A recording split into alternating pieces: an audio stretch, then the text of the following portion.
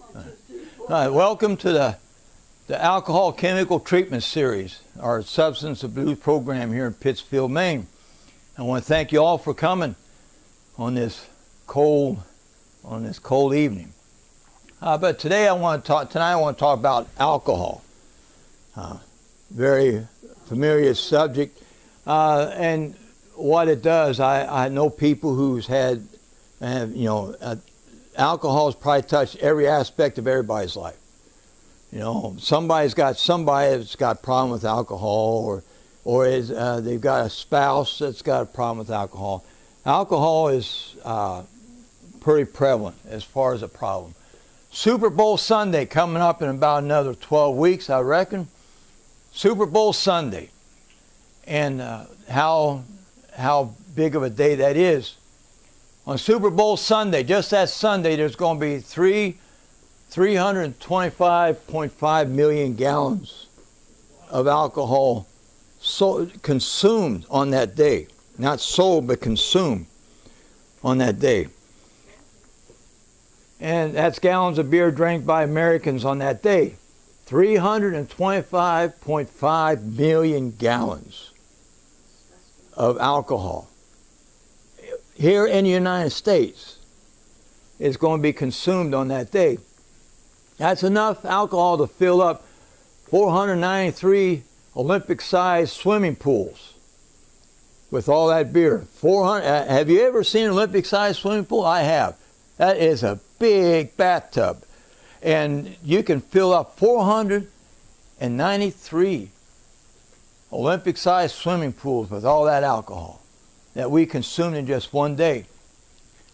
America will drink 50 million cases of beer on Super Bowl Sunday. Kind of unique how they made a little tank out of that. That accounts for 12% of the annual beer consumption in the United States. So at one day, 12% of the beer that is sold is consumed on just that one Sunday. But then the next biggest day is 4th of July, believe it or not. I didn't realize this. But 4th of July is the second biggest alcohol day where alcohol is consumed. During that day, 23 million cases are sold. Remember, Super Bowl Sunday, 50 million cases. Well, on 4th of July, it's 23 million cases of alcohol sold. That accounts for over 5% of the national annual beer consumption for that day. So between those 2 days, Super Bowl Sunday and 4th of July, it's 17% of the beer is consumed on just those 2 days. So that means the other 363 days is consuming the other 82%, 83%. Over 6.7 billion gallons of beer is consumed in the United States each year. That's 6.7 billion gallons. That adds up to $10.8 billion spent annually. $10.8 billion. Alcohol abuse statistics. Most American adults consume alcohol at least once in their lifetime. Among them, 6.7 will develop alcohol use disorders, or AUD.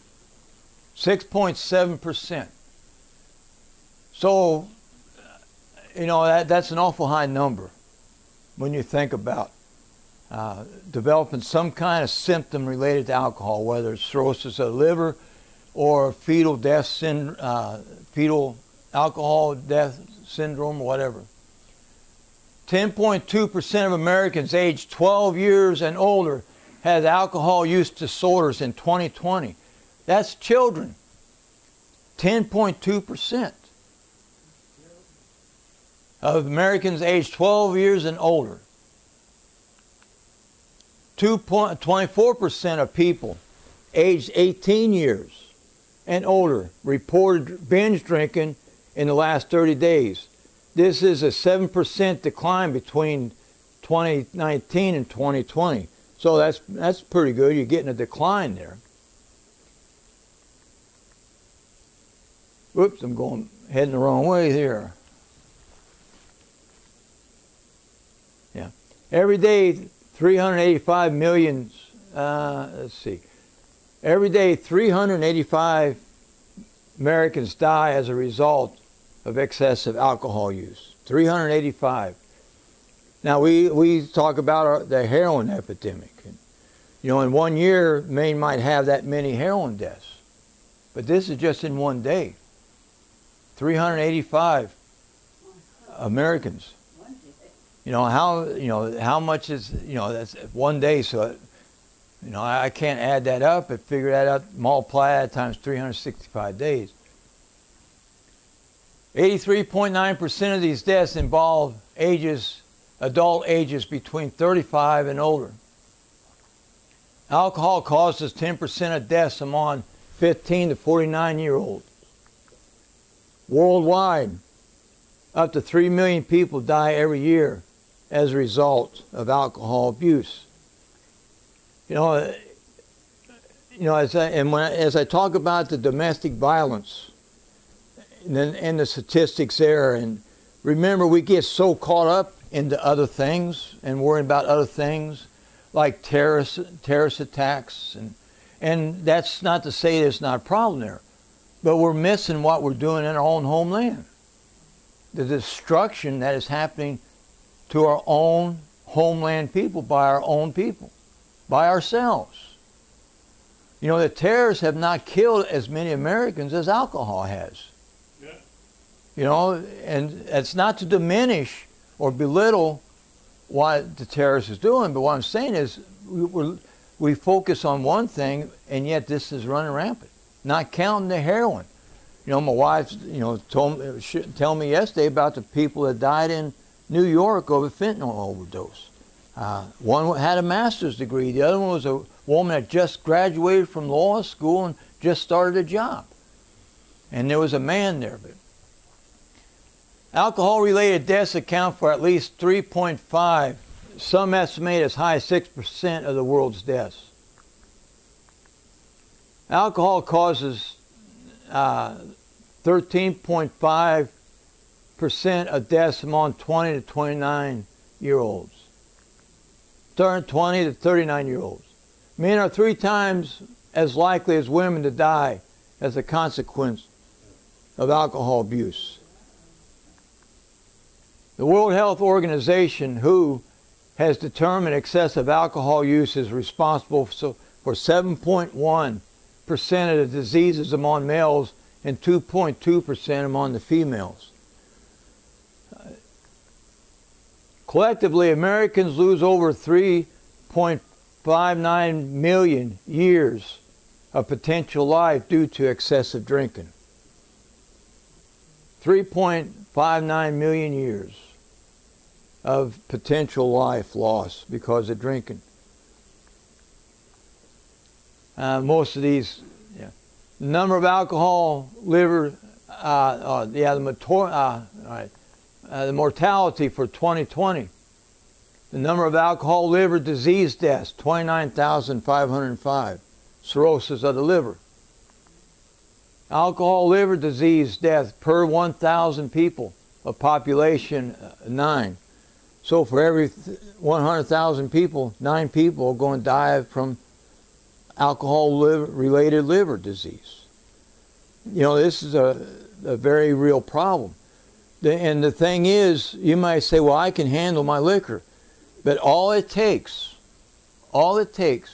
is one event to change all that.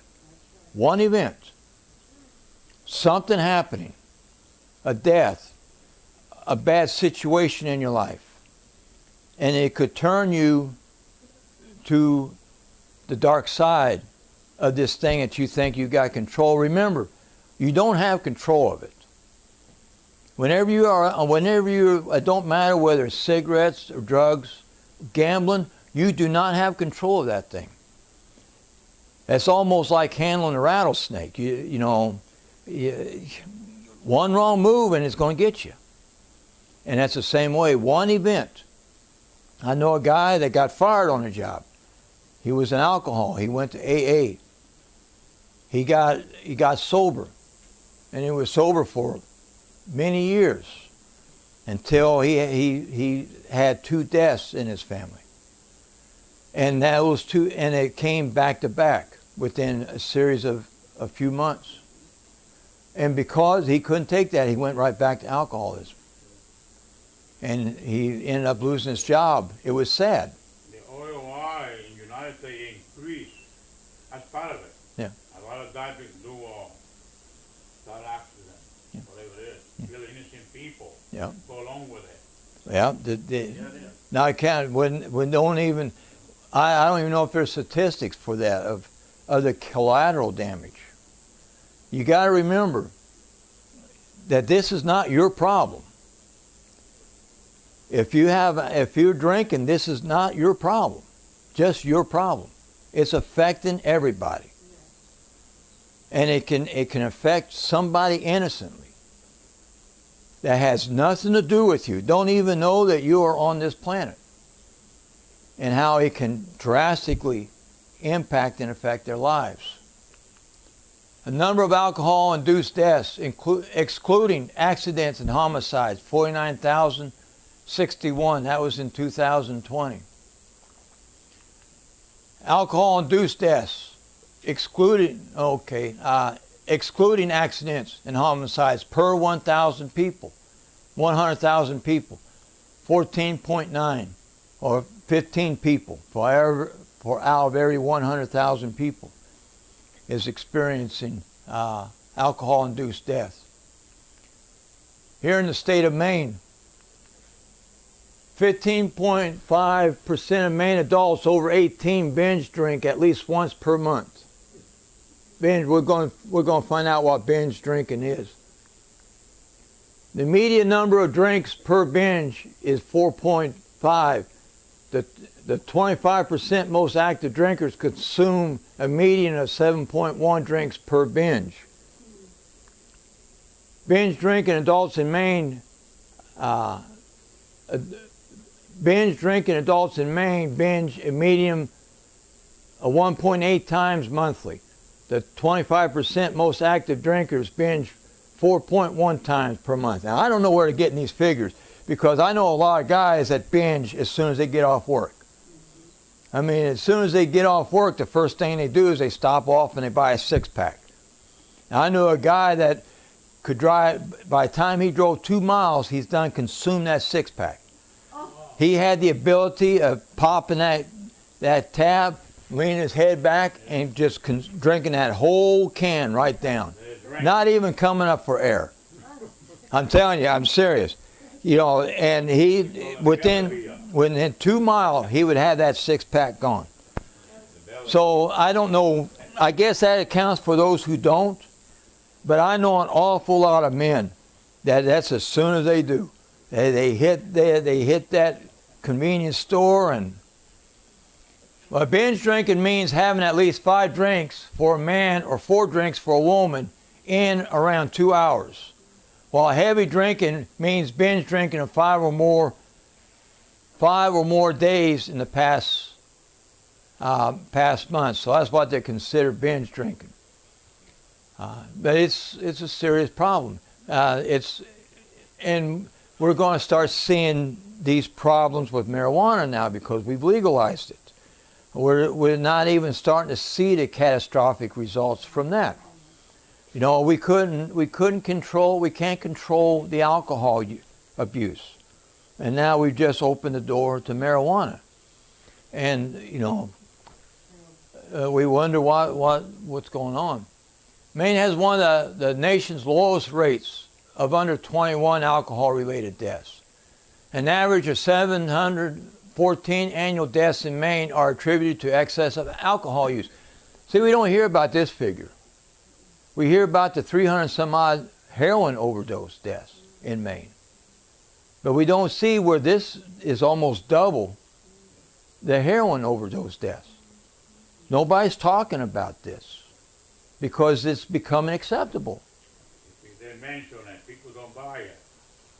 If they mention it, people don't buy it. They're keeping quiet. Yeah. And, you know, they don't do anything. That's not right. You're supposed to say something. Yeah. But it's, you know, ridiculous. you know, I had to dig around to find this. But we'll get into that. The 5-year average annual rate of excessive alcohol deaths per capita in Maine increased by as much as 70.5 from 2015 to 2019.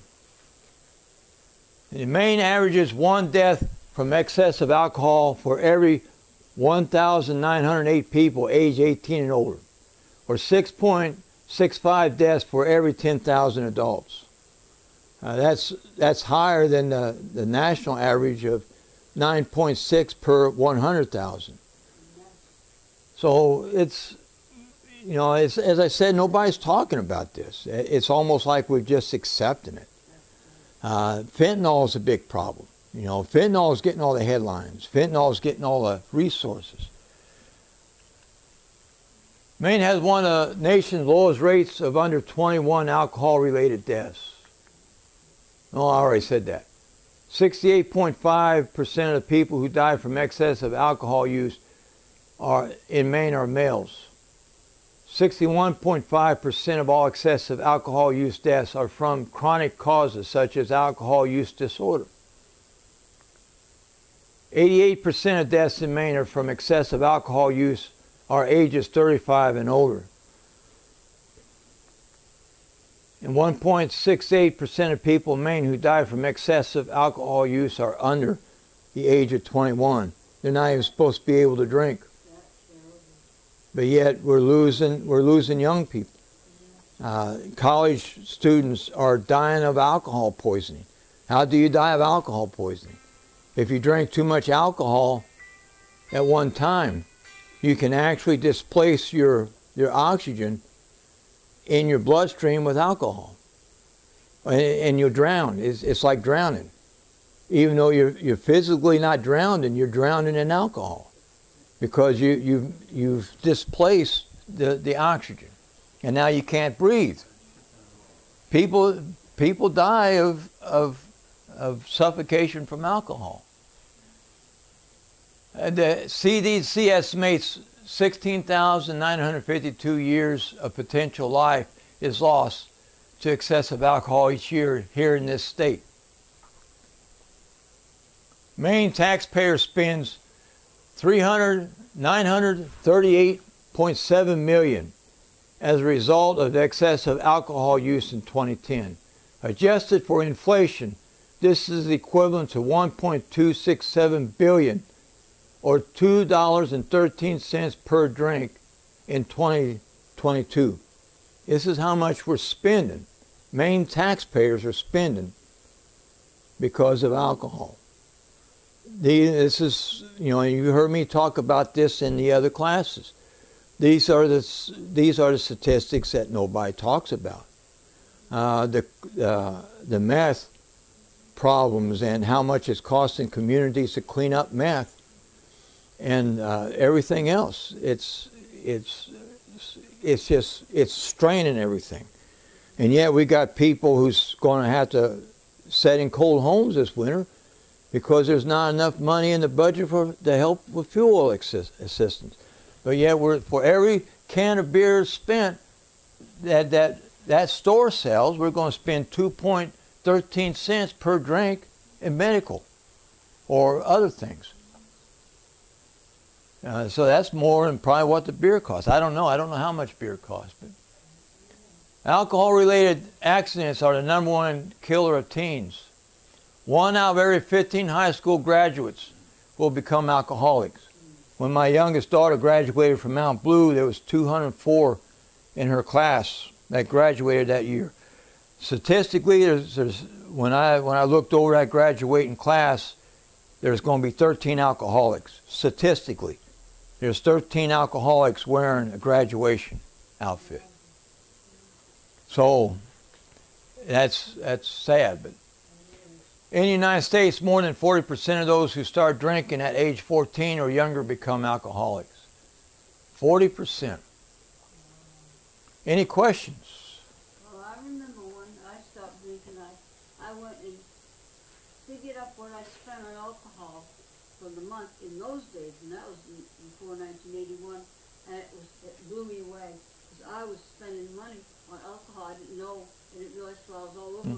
You did. It was a waste of my money. I could have paid my bills better. You know, I was working. Well, and that's what happens. That's what happened, yeah. We talk about the pitcher plant, and this is kind of a good illustration of the pitcher plant. That's cute. And yeah, I know, unless you're an insect, stay away from it. Yeah, I heard of that. There's another one. Notice how they're kind of translucent. And there's a reason for that. What happens is a pitcher plant, it emits a fragrance that attracts certain insects. Almost like bees is attracted to pollen. And what happens is the insect will, catch the scent, and they'll kind of follow it, and it'll come to this pitcher plant and realize that's where the scent's coming from. And so now it's trying to find out where the scent's at. And so he'll crawl down into that pitcher plant. Well, inside that pitcher plant's this little flaps like. And once that pitcher plant detects that insect is gone beyond the flaps, it closes. And inside, and at the bottom of the pitcher plant, that nice little pretty plant is acid. And that, of course, now that insect's trapped. He's flying, he's trying to fly around because he thinks he can fly out of this thing. And after a while, he'll get down, get in that acid, he'll jump back, he'll fly back out, but he'll start eating away. And then the next thing you know, he just can't stand no more, and he goes into the acid, and now the pitcher plant has got its meal for that day, and now it opens up for another one. And that's how this stuff is, alcohol is. It's a pitcher plant. It's attracted people. And now it's just a matter of what does it take to get you to climb through the spring trap to get you. Something terrible Yeah. happens in your life. And whenever I've had people tell me, well, I can control it. I want to scream, say, you've already out of control. Right. You don't even realize it. You can't control it. Yeah. Famous last words. It's almost like, Custard when he saw, oh man, we can handle this. No, you can't.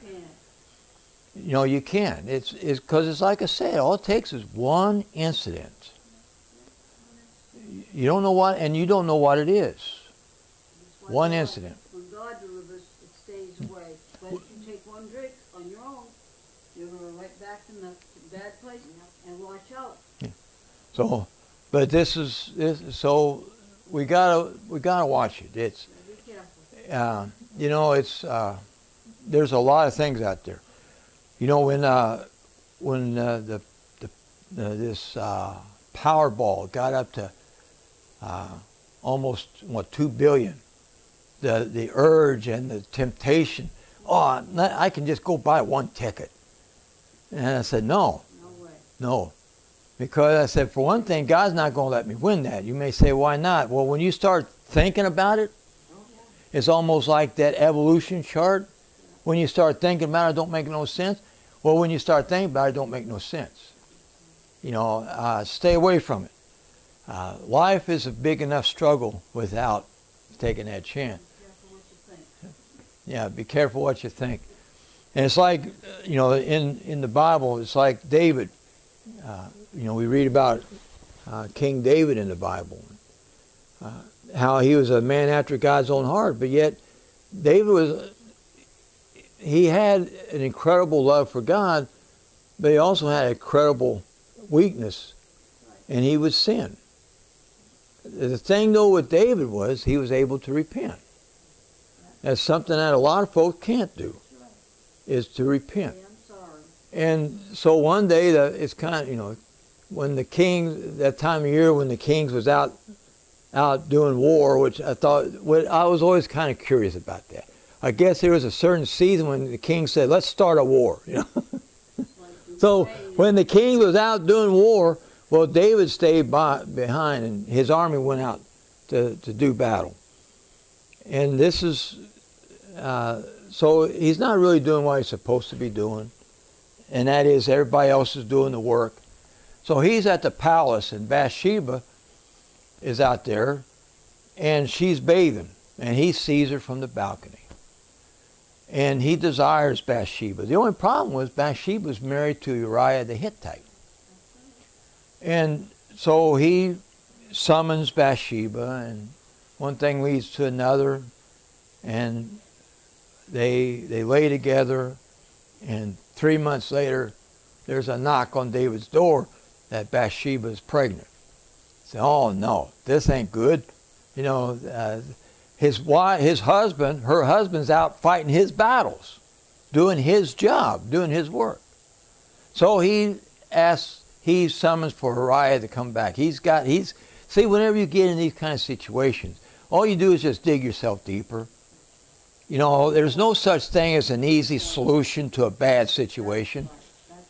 And we see this over and over again. Somebody's in a bad situation, and so they try to rectify it. And when they try to rectify it, they just make it worse. And then now they got to try to make that thing better, and it just snowballs.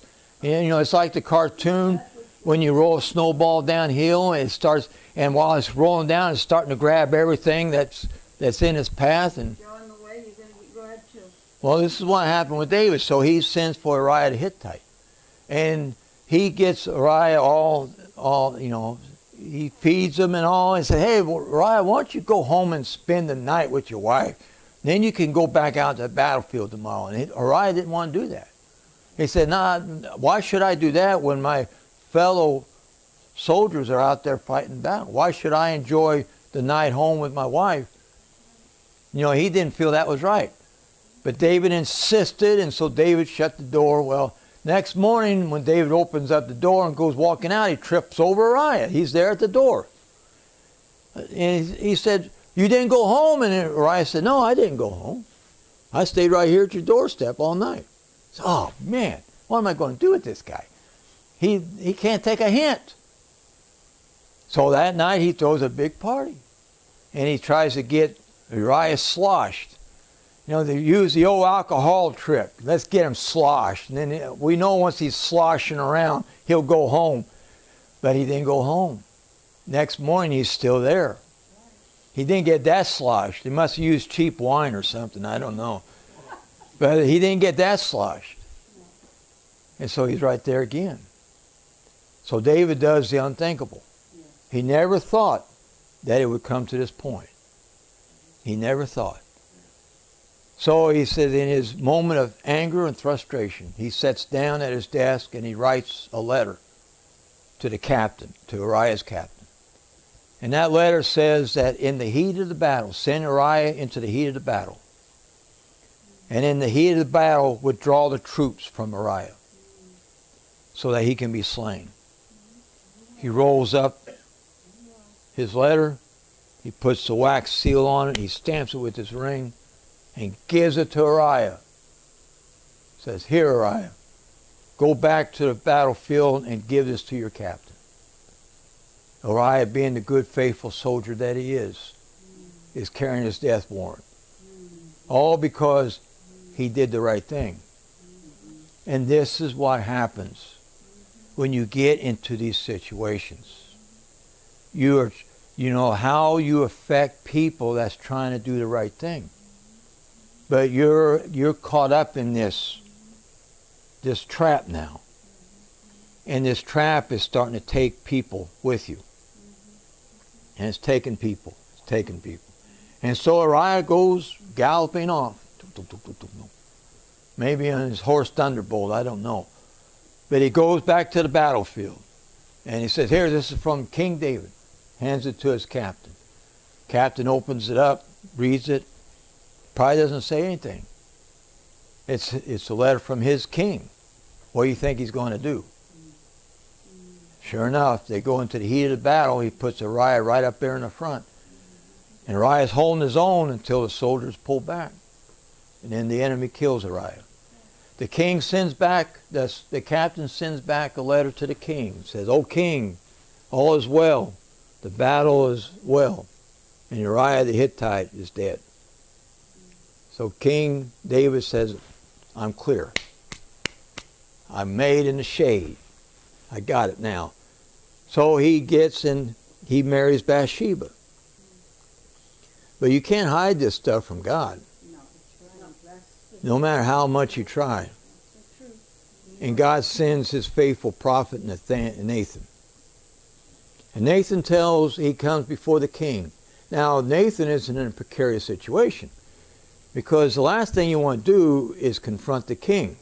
That's not very, that doesn't set very well if you're trying to draw Social Security later on. That doesn't set very well. But he's coming in there from the king. I mean, from God himself. And and so King David asks him, how's everything going? So there's a little bit talking in there. He tells him a story about a rich man. Had many, many ewe lambs. And he had this family that took care of ewe lambs. And this family had one particular ewe lamb that they raised from birth. And it was like a little child to them. It stayed in their room, and the kids played with it. The kids treated it like it was their own pet. Well, one day the rich man had guests coming. And so he orders to slay a lamb to feast for his guests. And he orders his servant's lamb, ewe lamb. Of all the ewe lambs he has, he don't want to use them. Instead, he chooses his servant's ewe lamb. And he slays that to eat. Well, when King David heard that, in a fit of rage, he jumps up, pulls out his sword, and says, show me the man, and I'll slay him.